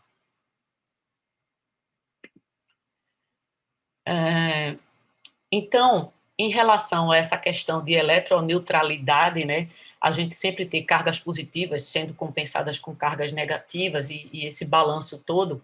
Um dos mecanismos renais que a gente tem é aumentar a excreção de íon H+, a partir do íon amônio, tá? Então, o aumento de amônio vai fazer com que, para equilibrar as cargas lá nos túbulos, vai aumentar a quantidade de cloro, tá? Então, aumenta a quantidade de amônio, aumenta a quantidade de cloro. Aí, o que é que acontece? Se a gente for ver o anion gap urinário, o anion gap urinário, ele é calculado pela soma do sódio mais o potássio menos o cloro, né? Quando a gente fala de ionograma, a gente, apesar de considerar pela definição, ionogramas seriam a determinação de todos os íons, né? Mas o ionograma, que a gente chama até AISE, né? No laboratório, ele é composto pelo sódio, potássio e o cloro, que são os principais. Então, o sódio e o potássio, a soma do sódio e o potássio menos o cloro, isso aqui eu vou determinar aquele hiato aniônico urinário, tá certo? Aqueles ânions que não são determinados. Uma coisa interessante é que eu falei para vocês que cada vez que a gente aumenta a produção de amônio, significa o quê? Significa que eu tenho uma situação de acidose, né? Porque a forma da gente eliminar H+, em termos da estrutura do amônio, né? É muito importante para a manutenção do pH. Então, toda vez que aumenta o amônio na urina, o que é que está indicando para a gente? Está indicando que existe um quadro de acidose e que está aumentando a excreção de prótons por conta dessa acidose. Só que toda vez que aumenta amônio na urina, aumenta o cloro. Então, os níveis de cloro, eles vão repercutir nos níveis, ou seja, vão traduzir os níveis de amônio. Então, na verdade, o anion gap urinário, em relação ao que está acontecendo com o cloro, vai informar para a gente o que é que está acontecendo em termos de aumento na produção na degradação de ácidos, aumento na formação de amônio para eliminar esse efeito ácido dos prótons, né? Então, o que é que acontece? Toda vez que eu tenho esse anion gap urinário negativo, significa o quê? Significa que tem cloro demais. Ó. Se o anion gap urinário ele der negativo, é porque tem muito cloro, certo? Se tem muito cloro, significa que tem muito amônio. Se tem muito amônio, vai indicar o quê? Uma acidose. O pH está abaixo de 7,35 no sangue, tá certo? Claro que esse aqui não é o pH na urina, a urina é bem mais ácida. Quando esse anion gap urinário ele dá positivo, significa o quê? Que tem uma excreção diminuída de amônio, já que o cloro reflete os níveis de amônio na urina. Então, isso aqui vai indicar que estamos diante de uma alcalose, considerando o pH sanguíneo acima de 7,45. O lactato é uma molécula importante também que a gente pode avaliar no exame de gasometria. O aumento do lactato, ele vai traduzir a hipóxia. Mas por que isso acontece? Olha só, quando a gente revê a história do metabolismo aeróbico, né, considerando aqui o metabolismo da glicose, veja só, uma molécula de glicose vai passar pela via glicolítica, passa por 10 reações e forma 2 moléculas de piruvato, né? O piruvato, nessa via glicolítica aqui, como ocorre a oxidação da molécula de glicose, intermediários até esse ponto do piruvato, então as coenzimas NAD, elas são reduzidas porque elas recebem elétrons da glicose, né, vão recebendo elétrons dos metabólitos aqui da glicose, e essas coenzimas elas saem na forma reduzida, o NADH.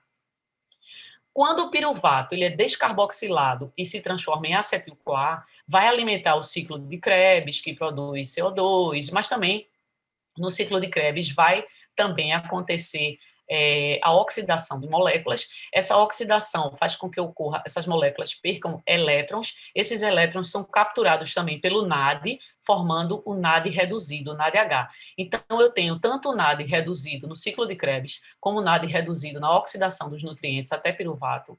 E eu vou ter FAD também reduzido aqui no ciclo de Krebs. Essas coenzimas reduzidas, elas precisam ser regeneradas, porque senão como é que a gente continuaria oxidando moléculas para aproveitar para a produção de energia? Então, elas precisam ser regeneradas. Essa regeneração acontece na cadeia transportadora de elétrons. A cadeia transportadora de elétrons, ela vai de um aglomerado, né, de proteínas, são estruturas compostas ali, né?